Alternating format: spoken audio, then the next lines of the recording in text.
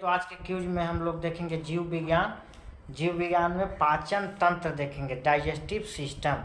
Digestive system क्या है? वैसा अंग जो भोजन पचाने में सहायता करता है, उन्हें सामूहिक रूप से पाचन तंत्र कहते हैं, जिसमें जटिल भोजन को सरल पदार्थों में बदल दिया जाता है। अब आते हैं पाचन तंत्र में कौन कौन अंग है। तो पाचन तंत्र में कौन कौन अंग है बताओ। पाचन तंत्र दो तरह के, आहार नाल होता है, पाचक ग्रंथि होती है। कितना होता है? आहार नाल और पाचक ग्रंथि। आहार नाल में कौन क्या क्या चीज होता है? मुख और मुख होता है, ग्रस नली होता है, अमाशय होता है, छोटी आंत होता है, बड़ी आंत होती है। इतना ही होता है। आहार नाल का लंबाई कितना होता है? 10 मीटर। कितना होता है? 10 मीटर। और फीट में कितना होगा? 32 फीट। कितना होगा? 32 फीट। और पाचक ग्रंथि जो होता है, लार ग्रंथि, जठर ग्रंथि, आंत ग्रंथि और अग्नाशय। क्या क्या? लार ग्रंथि, जठर ग्रंथि, आंत ग्रंथि और अग्नाशय। अब आते हैं आहार नाल के बारे में। तो आहार नाल क्या होता है, कहाँ से प्रारंभ होता है? मुख से। आहार नाल कहाँ से प्रारंभ होता है? मुख से। कहाँ से? मुख से। मुख से प्रारंभ होकर कहाँ तक जाता है? बड़ी आंत तक। गुदा तक। कहाँ तक? आहार नाल की लंबाई कितना होता है? 10 मीटर। 10 मीटर 32। मुख गुहा के अंदर तो हम देख लिए, मुख आता है क्या क्या आहार नल के अंतर्गत? मुख गुहा, ग्रास नली, अमाशय, छोटी आंत, बड़ी आंत, मलाशय तथा गुदा आता है ना। चलिए अब आगे देखते हैं पाचन ग्रंथि। पाचन ग्रंथि क्या करता है काम? पाचन ग्रंथि का काम क्या है? पचाने वाले एंजाइम का निर्माण करती है। इसके अंदर कौन को क्या क्या आता है? लार ग्रंथि, यकृत, पित्ताशय तथा अग्नाशय आता है। पाचन तंत्र का काम क्या है? तो पाचन तंत्र का काम है कि जटिल पदार्थों को एंजाइम के द्वारा सरल पदार्थ में बदल देना ही पाचन तंत्र है। अब बताओ कार्बोहाइड्रेट को ग्लूकोज में कैसे बदलता है? बहुत इंपॉर्टेंट क्वेश्चन है। कार्बोहाइड्रेट एंजाइम के द्वारा किस में बदलता है? ग्लूकोज में। किस में? कार्बोहाइड्रेट ग्लूकोज में। प्रोटीन एंजाइम के द्वारा किस में बदलता है?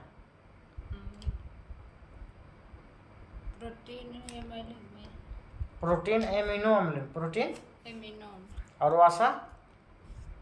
वसा अम्ल प्लस ग्लिसरॉल में। अब आते हैं मुख गुहा। क्या आते हैं? मुख गुहा। मुख गुहा क्या है? पाचन कहाँ से प्रारंभ होता है? मुख गुहा से प्राप्त होता है। मुख गुहा में कौन कौन अंग होते हैं? दांत, जीभ। मात्र 3 अंग होते हैं। मुख गुहा में कौन कौन अंग होते हैं? 3 अंग। कौन कौन? दांत, जीभ, लार ग्रंथि। कौन कौन? दांत, जीभ, लार। दांत, जीभ और लार ग्रंथि। बताओ दांतों के अध्ययन को क्या कहते हैं? दांतों के बाहरी परत किसका बना होता है? मानव शरीर का सबसे कठोर पदार्थ क्या है? आप बताओ दांतों की संख्या। दांत कितने प्रकार के? 3 प्रकार। 4 प्रकार के। Incisor, canine, premolar, molar. Incisor, canine, premolar और मोलर। इंसिजर में की संख्या कितना होता है? 8। कैनाइन की संख्या कितना होता है? 4। प्रीमोलर की संख्या कितना होता है? 8। और मोलर की संख्या कितना होता है? 12। इंसिजर का कार्य क्या है? काटना, जिसे कृंतक कहते हैं दांत को। और कैनाइन का काम क्या है? चीरना, फाड़ना। और प्रीमोलर का चबाना। और मोलर का चबाना तथा पीसना। प्रीमोलर और मोलर दोनों का सेम है लगभग। अब बच्चों में दूध के दांतों की संख्या कितनी होती है? 20। क्या बच्चों में प्रीमोलर पाया जाता है? नहीं। जब मुंह का पीएच मान कितना हो जाता है तो दांत का सड़ना प्रारंभ हो जाता है? 7 से कम। नहीं, 5 से कम। 5.5 से कम जाए तो दांत में सड़न पैदा हो जाएगा। अम्लीय होने पर। मोलर में सबसे लास्ट का मोलर जो दांत होता है उसको हम क्या कहते हैं? Wisdom teeth. क्या कहते हैं? इनामिल के अंदर के भाग को हम क्या कहते हैं? डेंटाइन। क्या कहते हैं? डेंटाइन। दांत में क्या किसका बना होता है दांत? इनामिल का। कैल्शियम फास्फोर का। किसका? कैल्शियम फास्फोरेट। कैल्शियम फास्फेट, CA3PO4 के होल दांत के कितने भाग होते हैं? दांत 4 प्रकार के, लेकिन भाग 3 3। कौन कौन? जड़, गर्दन, मुकुट। जड़, गर्दन, मुकुट जड़ किस कहते हैं? मसूड़ा जो होता है वो जड़ होता है मसूड़ा में। गर्दन की क्या होता है? बीच वाला भाग क्या होता है? जैसे दांत है ना, इसे जैसे दांत है ना, ये दांत है, ये दांत जो लगा हुआ है मसूड़ा में लगा रहता है, ये कुछ हो गया जड़। यहाँ देखो ये क्या हो गया? जड़ अभी बीच वाला कुछ हो गया गर्दन, और सबसे ऊपर वाला कुछ हो गया मुकुट। कुछ होता है मुकुट। जो दांत जीवन में एक बार निकलता है उसको क्या कहते हैं? उसको कहते हैं मोनोफिडोंट या परमानेंट।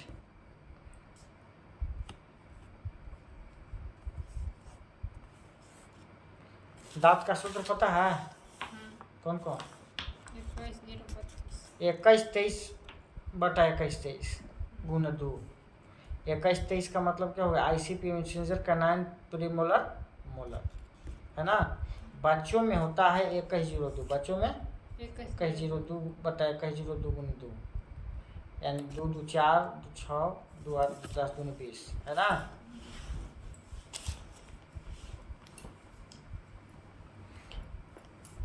किसके कमी के कारण दांत में क्षय होना शुरू हो जाता है? फास्फोरस फ्लोरोसिस की कमी से। अब जीभ आते हैं। जीभ वाले हिस्से में गर्दन, जीभ का पीछे वाला हिस्सा किससे जुड़ा होता है? गर्दन से। जीभ के ऊपर का सतह जो है वो स्वाद ग्रंथि होता है, जो स्वाद का पता लगाता है।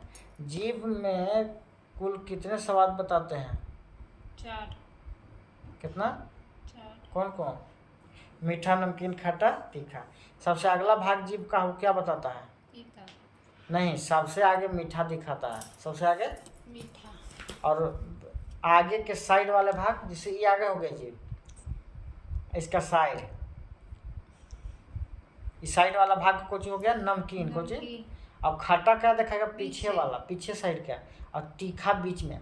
मिर्चाई उचाई जब खाता बीचे जाएगा तब जाकर तीता लगता है। हमरा आगे लगता है।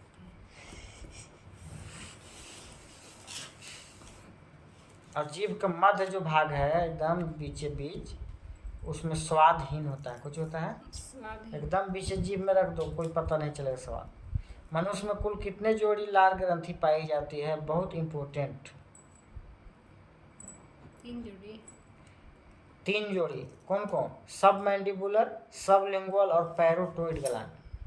सब मैंडिबुलर कहाँ होता है? जबड़ा के पास। किसके पास?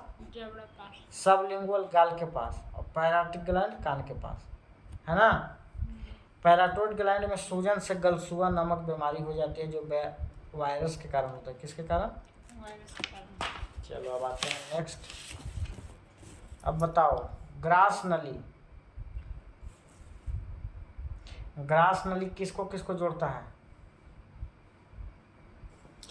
एपिग्लेटिक्स मुख गुहा को अमाशय से, मुख गुहा को अमाशय से जोड़ने का कार्य कौन करता है? ग्रास नली। इसका कोई पाचन क्रिया है? ग्रास नली का कोई पाचन काम करता है? नहीं। इसी ग्रास नली है, नली कोई पचाएगा? ये तो बस नली है। ग्रास नली में भोजन को ले जाने से रोकता कौन है? एपिग्लोटिस। ग्रास नली में गति कैसा होता है? कर्मा कुंचन, ऐसी सड़क सड़क के जाता है ना। सड़क के जाएगा। अमाशय में भोजन, अमाशय में भोजन लगभग कितने घंटे रोक कर रखती है? 4 घंटा। कितना? 4 घंटा। 24 घंटा हम लोग भूखे रहेंगे। अमाशय का कितना भाग है? अमाशय के 2 3 भाग। कार्डियक, फंडिक और पाइलोरिक। कार्डियक, फाइंडियक, कार्डियक, फंडिक और पाइलोरिक पाइलोरिक। कार्डियक, फंडिक और पाइलोरिक है। पाइलोरिक। कार्डियक का काम क्या है? कार्डियक है जो इसमें HCl निकलता है। क्या निकलता है? पूछ देगा कि अमाशय के कौन सा भाग में HCl निकलता है? कार्डियक। जो भोजन को क्या करता है? अम्लीय बनाएगा, हाइड्रोक्लोरिक अम्ल निकलेगा। और ये क्या करता है? सूक्ष्म जीव को नष्ट करता है। एंजाइम की क्रियाशील को बढ़ा देता है। अब फंडी का कार्य क्या है? फंडी को आमाशय के बीच में पाया जाता है, आमाशय के बीच में। और भोजन को क्वेश्चन आएगा, भोजन को रोक कर रखने का कार्य कौन करता है? फंडी। जठर ग्रंथि किसमें पाई जाती है? या जठर पाइलोरिक में, इसी से जठर रस निकलता है ना। जठर रस में क्या क्या होता है? HCl होता है, रेनिन होता है, पेप्सिन होता है ना। HCl कार्डियक से भी निकलता है। कहाँ से? कार्डियक से। अब बताओ HCl क्या है? Strong acid. सबसे स्ट्रॉन्ग एसिड क्या है? हाइड्रोक्लोरिक अम्ल। कौन? हाइड्रोक्लोरिक। भोजन को अम्लीय माध्यम बदलता है। एंजाइम की सक्रिय करता है, सूक्ष्म जीव को नष्ट करता है। पेप्सिन एंजाइम क्या है? प्रोटीन को पेप्टोन में बदलता है। क्या करता है? रेनिन एंजाइम क्या है? दूध को पचाता है। दूध को कौन पचाता है? रेनिन। अब आते हैं छोटी आंत में। तो छोटी आंत क्या है? भोजन को पूर्ण पाचन छोटी आंत में ही होता है। कौन आंत में? छोटी आंत में। आहार नल का सबसे लंबा भाग कौन है? छोटी आंत। इसका लंबाई कितना है? 6 से 8 मीटर। पूरा आहार नल का लंबाई 10 मीटर और छोटी आंत का लंबाई 6 से 8 मीटर, मतलब पूरा यही घूसल रहता है। छोटी आंत के कितना भाग है? 3 भाग, डेडुनम, जेजुनम, इलियम। तो आगे हम कल देखेंगे।